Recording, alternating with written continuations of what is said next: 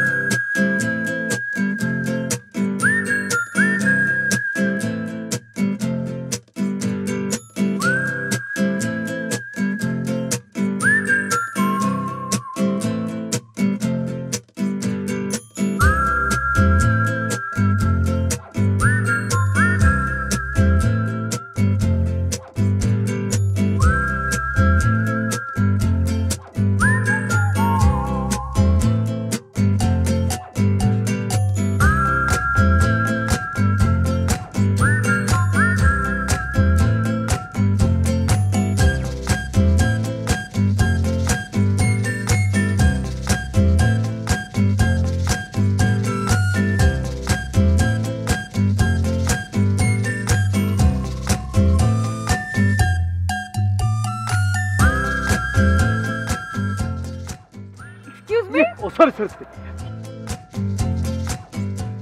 আপনি আপনাকে খুব চেনা চেনা মনে হচ্ছে। আপনি কি এখানে থাকেন? হ্যাঁ, এটা আমার ভাইয়ের বাসা। আপনার ভাই? ও মাই গড, ওই বুড়া লোকটা আপনার ভাই? আমি তো মনে করছিলাম আপনি তার মেয়ে, তাও আবার ছোট্ট মেয়ে। কিছু মনে করবেন না, ওনারা আপনার বয়সের ফারাকটা বোধহয় অনেক, না? হ্যাঁ, মোটামুটি। কিন্তু আপনি এখানে কার কাছে এসেছেন? না মানে আপনাদের নিচের তলা ভাড়াটিয়ার একমাত্র যোগ্য শ্যালক আমি। ও আচ্ছা, তো ছাদে কি করছেন আপনি? মনে করলে অনেক কিছু, না মনে করলে কোনো কিছুই না। সাদে মানুষ কি করে? হ্যাঁ না মানে ছাদে তো মানুষ অনেক কিছু করতে পারে, যেমন এক একজন এক এক উদ্দেশ্যে ছাদে আসে।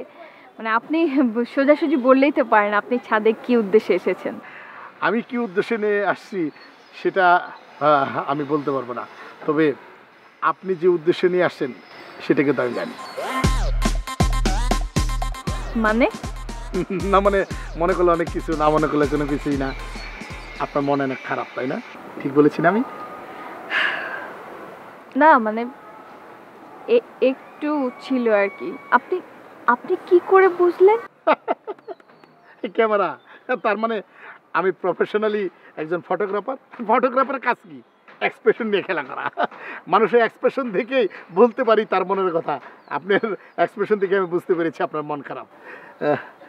কিছু মনে না করলে কিসের জন্য মন খারাপ সেটা বলবেন কি? মানে আমি একজন অচেনা মানুষকে এইভাবে তো আমার মন খারাপের কারণ বলতে পারি না, তাই না? একদম ডেফিনেটলি। মনে করলে অনেক কিছু, না মনে করলে কোনো কিছুই না। ঠিক বলেছেন, একজন অচেনা মানুষ চেনা হতে বেশি সময় লাগে না। কিন্তু ভালো কথা বলেছেন। চলেন পরিচয়ের পর্বটা শেষ করে। আমি হচ্ছি টাইগার, আমি একজন ফটোগ্রাফার, তবে নর্মাল ফটোগ্রাফার না, কিন্তু বিখ্যাত ফটোগ্রাফার। দুনিয়ার যত বড় বড় মানুষ আছে, দামি দামি মানুষ আছে, তাদের পার্সোনাল ফটোগ্রাফি করে আমি। যেমন ধরেন আমেরিকার প্রেসিডেন্ট ওবামার পার্সোনাল ফটোগ্রাফার কে? আমি। এই ক্যামেরাতে ওবামার ছবি তুলেছি। আর এই যে এই লাস্টবার ওবামার যে বিদায় অনুষ্ঠান, সেই অনুষ্ঠান তো আমার যাওয়ার কথা। উনি অবশ্যই খুবই ভালো মানুষ, আমার কথা দিয়েছিল। এই যে বর্তমান যে প্রেসিডেন্ট স্যাম, ওনারও কিন্তু ছবি তোলার কথা আমার। কিন্তু what is allotted can not be allotted. পাককে লিখো না চাই খণ্ডন। দেখেন না আমার বাইক না একটা ঝামেলা পাকাই ফেলো, সেই ঝামেলার কারণে আমি আর যেতে পারলাম না। সিরিয়াসলি? ইয়েস। বিশ্বাস হচ্ছে না তাই তো? আরে বিশ্বাস তো না হবারই কথা, কারণ আমি এত সিম্পল থাকি, আমাকে দেখে কেউ মনে করে না। দাঁড়ান এখনই আমি প্রমাণ করে দিচ্ছি, আমি প্রমাণ দিয়ে দিচ্ছি। এই দেখেন, এই যে এটা কি? এটা আমেরিকার ওবামা সাহেব এই গিফট আমার জন্য পাঠিয়েছিল। এবং এই যে পরনে গেঞ্জি দেখতেছে না, এটাও কিন্তু আমেরিকাতে। ঠিক আছে, আজকে প্রমাণ দেখাচ্ছি। এই যে দেখেন। ও মাই গড, মনে করলে অনেক কিছু, না মনে করলে কোনো কিছু না। মানে যে মেমোরিতে আমার ছবিগুলো সেই মেমোরিটা আমি বাসায় রেখে আসছি। সমস্যা নেই, নেক্সট টাইম যেদিন আপনার সাথে আবার দেখা হবে সেদিন এই ছবিগুলো দেখাবো। না ঠিক আছে, it's okay. By the by, আপনার নামটা কিন্তু জানা হলো না। আচ্ছা, আমার নাম রাবেয়া। রাবিয়া, অনেক সুন্দর নাম। নিশ্চয়ই আপনার এই নামটা আপনার নানা রাখছে, তাই না? আমার মনে নেই। আপনি ঠিকই খোঁজ নিয়ে দেখেন, কনফার্ম আমি যে আপনার এই নামটা আপনার নানা রেখেছে, কারণ এই ধরনের নাম সবসময় নানারাই রাখে। তা অবশ্য আপনি ঠিক বলেছেন, মানে নানা রেখেছে কিনা তা জানি না, তবে আপনার কথাগুলো শুনতে বেশ ভালোই লাগছে। ধন্যবাদ। মনে করলে অনেক কিছু, না মনে করলে কোনো কিছু না। এই কথাটা আমাকে অনেকেই বলে। আপনিও কিন্তু অনেক সুন্দরী, মানে ক্যামেরার সামনে। ইফ ইউ ডোন্ট মাইন্ড, মানে আপনি কি কখনো মডেলিং করেছেন? না না না, আসলে আমার কখনো এরকম শখই হয়নি। আপনি তো ভুল করছেন। আপনার এই একটা ভুলের কারণে বাংলাদেশে একটা সুন্দরী, অসম্ভব সুন্দরী একটি মডেলকে দেখতে পায় না। তবে চিন্তা নাই, আমার সাথে যেহেতু পরিচয় হয়ে গেছে, আপনি এক কাজ করেন, আপনি আমাকে কিছু ছবি তোলার অনুমতি দেন। এই ছবিগুলো আমার কিছু ইন্টারন্যাশনাল এজেন্সি আছে তো, ওদেরকে দিয়ে দিব। দেখবেন ওদেরকে দেওয়ার পর আপনার ছবি দেখার পরে কি পরিমাণ মডেলিং এর জন্য ডাক আসে। না না না, মানে বাদ দিন, আমি আসলে এই ব্যাপারে একেবারে ইন্টারেস্টেড না না প্লিজ, আপনার বিষয় হচ্ছে না তো। আর একটা সুযোগ দেন না। আপনি না করতে পারেন, কিন্তু আমি তো না করতে পারবো না, কারণ এরকম একটা প্রতিভাকে আমি নিজের চোখের সামনে মরে যেতে দিতে পারি না, তাই না? দেখুন আমি কয়েকটা ছবি দিলাম, তারপরে ডিসিশন আপনার, ঠিক আছে? না মানে প্লিজ থাক না এগুলো। আসলে আমি তো এর আগেও আমার ছবি দেখেছি, আমার কখনো এরকম কোনো ইচ্ছে হয়নি। কারণ আপনি পাসপোর্ট 4 কপি 60 টাকা এই স্টুডিওতে ছবি তুলছেন, আমার মতো ফটোগ্রাফারের কাছে তো ছবি তোলেন না। একটা সুযোগ দেন, তারপর আপনি ডিসিশন নেন। ডিসিশন আপনার, ঠিক আছে? একটু একটা মিনিট। হারি, আমি কখনো মিথ্যা কথা বলি না। একটু ফুলের পাশে দাঁড়াবেন। একটু হাসি। Okay. না, না, হ্যাঁ, লজ্জার কিছু নাই।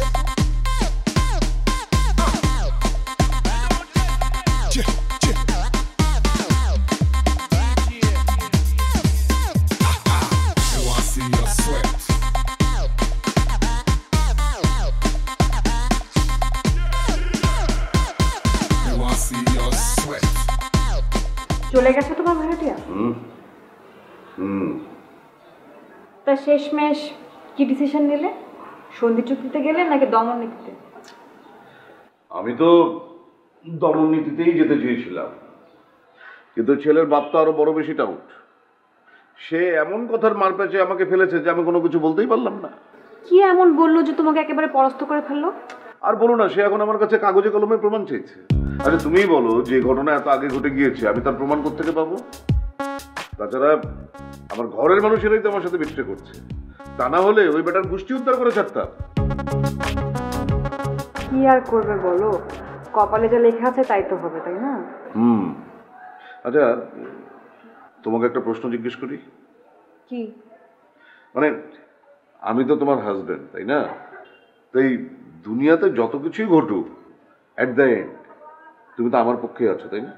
অবশ্যই আছি। তোমার কোনো সন্দেহ আছে? না না, কোনো সন্দেহ নেই, আমি শুধু জাস্ট পরখ করে নিলাম আর কি। তাহলে তুমি ওই যে ওই ছেলেটার বিরুদ্ধে তুমি আমার পক্ষে সাক্ষী দিচ্ছ, রাজি? তার মানে কি মোতাহের? আমি ছেলেটার বিপক্ষে সাক্ষী দিলে আমি তোমার পক্ষে হয়ে গেলাম? হ্যাঁ। কিন্তু আমি মিথ্যা কিছুর জন্য সাক্ষী দিতে পারবো না। প্লিজ প্লিজ এমন করো না, আমি ওই বেটাকে কালকেই এই বাড়ি থেকে বের করে দেবো। তুমি রাজি হয়ে যাও প্লিজ। কালকে কেন? তুমি আজকে বের করে দাও, আমার তো কোনো সমস্যা নেই। আমি শুধু বলছি যে আমি মিথ্যা কিছু নিয়ে সাক্ষী দিতে পারবো না, ব্যাস। তোমরা কেউই আমার পক্ষে না, সবাই আমার পর। এখন তুমি যা মনে করো।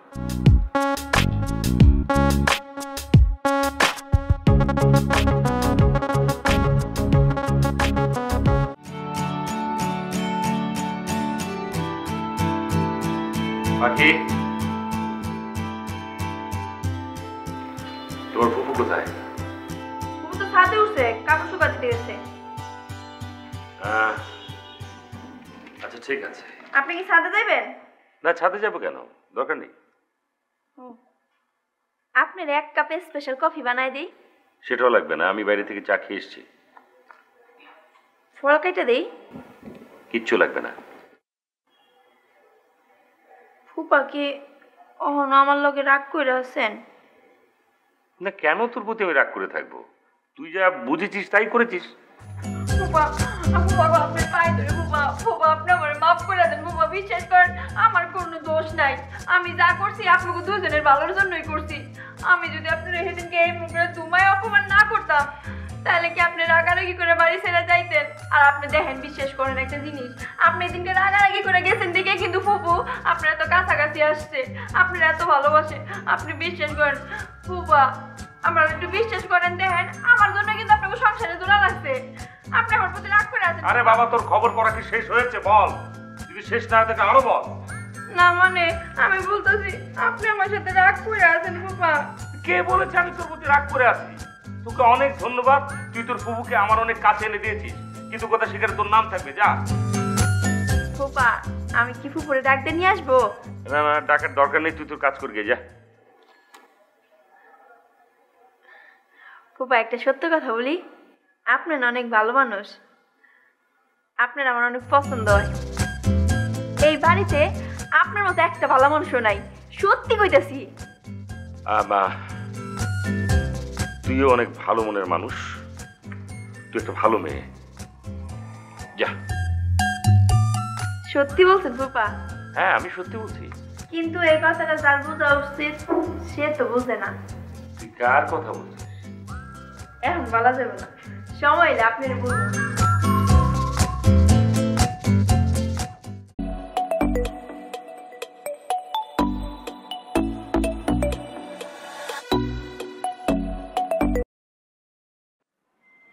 হ্যালো হ্যালো, হ্যাঁ কে ফোন করেছে? কীভাবে বুঝবো? ফোন রিসিভ করার পর তো কোনো কথা বললো না, আননোন নাম্বার।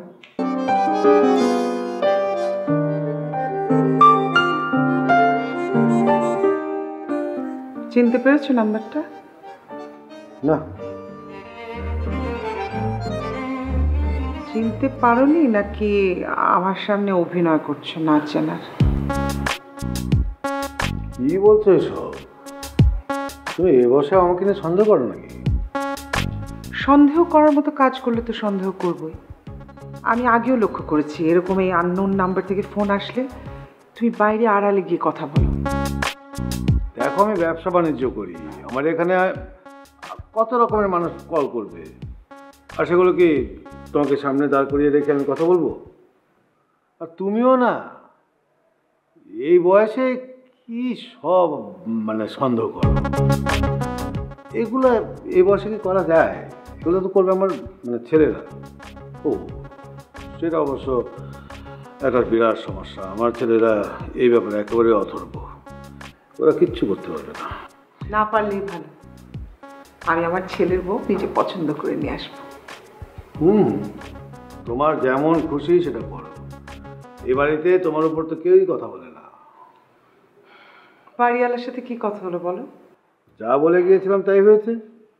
আমার ছেলেকে নিয়ে অপবাদ দিয়েছে, এখন ওই বিষয়ে আমি চ্যালেঞ্জ করে এসেছি। আরে দলিল দিয়ে প্রমাণ করতে হবে, আর তা না হলে লিখিত ক্ষমা চাইতে হবে। কত বড় সাহস! আমাকে বলে দুদিনের মধ্যে বাসা ছেড়ে গেছে। আমি বুঝলাম না, বাসাতে এখনো ঠিক মতো আমরা উঠতেই পারলাম না, আর বাসা ছেড়ে দেওয়ার কথা বলছে। কি বাড়িওয়ালার মাথায় কোনো সমস্যা আছে নাকি? আরে মাথায় তো সমস্যা আছেই, নাহলে এরকম দারোয়ানকে কে সহ্য করতে পারে? ওর চেহারাটা দেখেছো? একদম ক্রিমিনাল মনে হয়।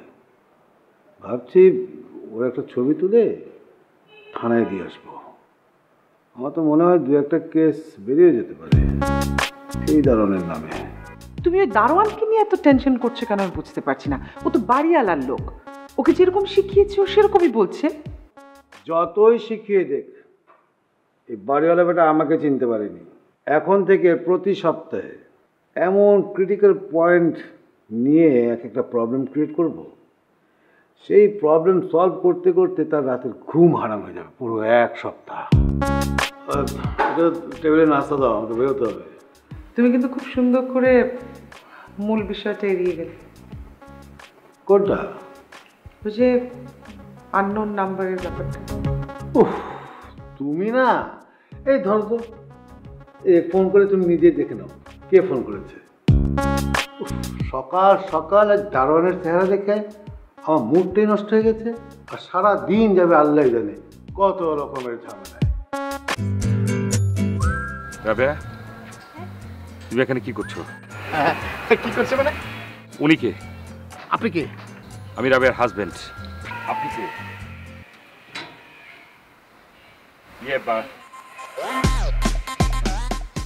আপনি বিবাহিত? বেয়াদবের মধ্যে কথা বলছেন কেন? প্রশ্ন আমি আপনাকে করেছি, আপনি আমাকে কোনো পাত্তা না দিয়ে রাবেয়াকে কেন কোশ্চেন করছেন? রাবেয়া, তুমি বলনি যে তুমি বিবাহিত? এত মজার মানুষ, ওনার কথা শুনতে শুনতে আমার নিজের কথা বলতে ভুলে গেছি। এত মজার গল্প করে। কি এমন মজা তুমি পেয়েছো যে তুমি সবকিছু ভুলে গেছো? আহা, তুমি দেখো না, সরি দেখো না কত সুন্দর সুন্দর ছবি তুলেছে, কি দারুণ লাগছে দেখতে। হ্যাঁ, অনেক দারুণ লাগছে। ওনার পরিচয়টা তো ভালো করে জানতে পারলাম না।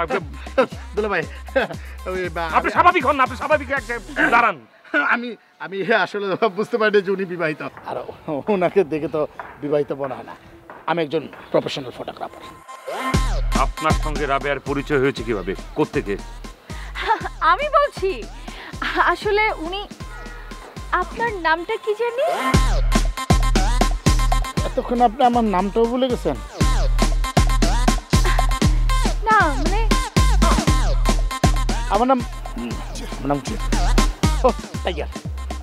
ও হ্যাঁ, ওনার নাম হচ্ছে টাইগার। উনি আমাদের বাসার নিচতলার যে ভাড়াটে আছেন না, ওনার একমাত্র সে লোক, রাইট? দুলা ভাই, নাইস টু মিট ইউ। হ্যাঁ, সেম টু। হ্যাঁ, হাতটা ছাড়েন। হ্যাঁ, তোমাদের কথা কি শেষ হয়েছে? আমরা তো তেমন কোনো কথাই বলছিলাম না যেটা শেষ হবে। আমি তো জাস্ট একটু আড্ডা দিচ্ছিলাম। হ্যাঁ, আড্ডা দিচ্ছিলে। এনিওয়ে, তোমার সঙ্গে আমার জরুরি একটু কথা আছে। চলো আমরা নিচে যাব। আরে নিচে যাও কি দরকার? এত সুন্দর একটা পরিবেশ, ছাদের মধ্যে বাতাস আছে। চলুন না, তিনজনে বসে একটু গল্প করি। আর আপনাদের দুজনে ছবি তুললাম, অবশ্যই ছবি এখন ভালো হবে না। আমি সেটাই বলছি, ভালো না হওয়ারই কথা। ছবি তোলার জন্য আমাদের অনেক মানুষ আছে। একটা কাজ করেন না, ছাদে আপনি একা থাকেন, ভালো করে ছবি তুলুন, ফটোগ্রাফি করুন, যেটা আপনার কাজে লাগবে। আমরা নিচে কাজ। আর দুলা ভাই, আপনি যাবেন, কামে যাচ্ছি। আপনার এভাবে উঠতে হবে না, দোলনাটা ভেঙে যাবে।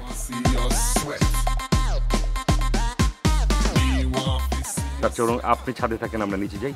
রাবেয়ার সঙ্গে আমার জরুরি কথা আছে। এনিওয়ে রাবেয়া, তুমি ওনার সঙ্গে কথা শেষ করে তারপর নিচে আসো। আশা করি তুমি একাই আসবে।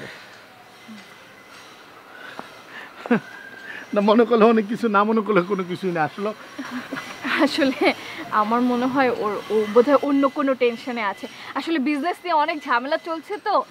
আমি জাস্ট পরে কথা বলবো। হ্যাঁ, আচ্ছা ঠিক আছে, আপাতত ঘরটা সামলে আসেন, পরেরটা পরে দেখা থ্যাংক যাবে, ইউ, ঠিক থ্যাংক আছে?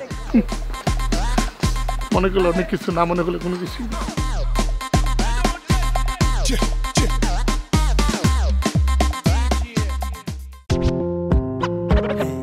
এই বাড়িতে আমি কোনো কথা বললে কেউ ফেলাইতে পারবো না। তা আমি এখন কি করবো? বেকারত্ব সহ্য হয় না আমার চোখের বিষ হচ্ছে কারা জানো? যারা বেকার তারা। দেখ না, একটা আইনের ফাঁক ফোকর বের করে দে, যেটাতে করে ওদেরকে এই বাড়ি থেকে বের করে দেওয়া যায়। আমার ছেলেটাকে কোনো অ্যাঙ্গেল থেকে খারাপ ছেলে বলে মনে হয় না। তুমি খুব সিলি একটা ব্যাপার নিয়ে এখনো পড়ে আছো। মুখে মুখে তর্ক করে না, তোর একটা বাজে অভ্যাস। Hey, home theater, yeah.